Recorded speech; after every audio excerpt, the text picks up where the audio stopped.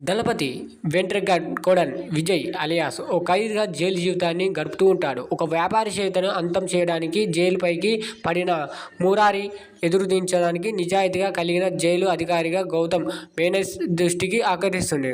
ఆ అధికారి సాయంతో ఆగస్టు 10న క్షమాభిక్ష కింద బయటకు వస్తాడు. వెంట్రుగడ్డ అంతలోనే ఆ అధికారికి ఓ ప్రమాదం మరణిస్తాడు. దాంతో అతని కుమార్తె విజ్జి అలియాస్ మమిత జుయే పెంచు బాధ్యతలు వెంట్రుగడ్డ తన భుజాలపై వేసుకుంటాడు. చిన్నప్పుడు తన దారుణంగా హత్య చేసిన కళ్ళారా చూసిన విజ్జి ప్రతి చిన్న విషయానికి భయంతో వణికిపోతూ ఉంటుంది. ఆమె ధైర్యవంతురాలని మర్చి సైన్యంలో చేర్పించాలని నిర్ణయించుకుంటాడు. అందుకోసమే శిక్షణ కూడా ఇప్పిస్తుంటాడు. ఇంతలో John Himmler alias Bobby Deval విజ్జికి లక్ష్యంగా చేసుకొని ఆమెను అంతం చేయాలని తను మురారిని పంపుతాడు. అంతకీ బుజ్జికి జాన్ క్లియర్గా లక్ష్యంగా చేసుకోవడానికి కారణాలేమిటి? ఆఫ్రికా దేశాన్ని కూడా వణికించిన జాన్ హిమ్లర్ ఎవరు? అతన్ని వెంట్రుగడ్డ కోడలు ఎలా వధించాడు? బుజ్జిని భయం పోగొట్టాలని ఆయన చేసిన పనేంటిది అనేది ఈ సినిమాలో చూడవలసింది.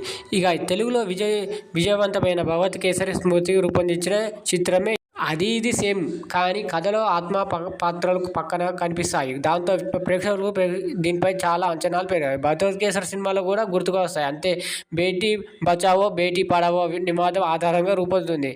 ఇక మాతృకళలో ఆత్మ భావందాలకు ఈ సినిమాకి ఆశించిన స్థాయిలో బదిలీ కాలేదు. ఇక విజయ్ రాజకీయం జెండాకు ఇది కూడా కొంచెం టచ్ అయింది.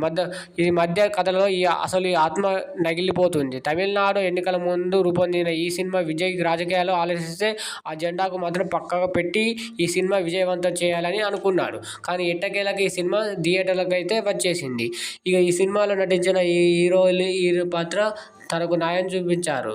ఇక ఈ సినిమా మొత్తం 2 గంటల 35 నిమిషాలు ఉంది. కాగా ఈ సినిమాలో విజయ్ దళపతి తనకైన స్టైల్లో అలరించారు. ఇక బుజ్జి పాత్రలో మమిత జువెల్ మంచి నటన సందర్శించింది. తబాకా సన్నివేశాల్లో ఆమె చేసిన పోరాటాలు ఆకట్టుకున్నాయి. ఇక పూజా హెగ్డేను పాత్ర పరిధి తక్కువే, కానీ ఆమె తెరపైకి హుందాగా కనిపించింది. బాబీ దేవల్ పాత్రలో బలంగా ఉన్న, ముఖ్యంగా విజయ్ పాత్రలో ఆయన పాత్రలో చోటు చేసుకునే మార్పు మంచిది. డ్రామాకి పండించింది. ప్రియమణి పాత్రలో మలుపు ఆకట్టుకుంది.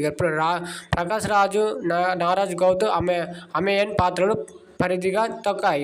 ఇక సంకేత విభాగాలకు వస్తే విజువల్ ఎఫెక్ట్స్ తేలికపాయి, ఎడిటింగ్ ప్రభావం చూపించలేదు. మిగిలిన భాగాలు పర్వాలేదు. సంగీత కెమెరా పనినితం ఆకట్టుకోలేకపోయింది. కథానాయకుడు విజయ్ మాస్ ఇమేజ్ అయిన రాజకీయాల లక్ష్యంగా ఆకట్టుకున్న సినిమా పరంగా కొంచెం అక్కడక్కడ నిరాశగా ఉంది. ఈ సినిమాకు మనం ఇచ్చే రేటింగ్ కేవలం 3.0.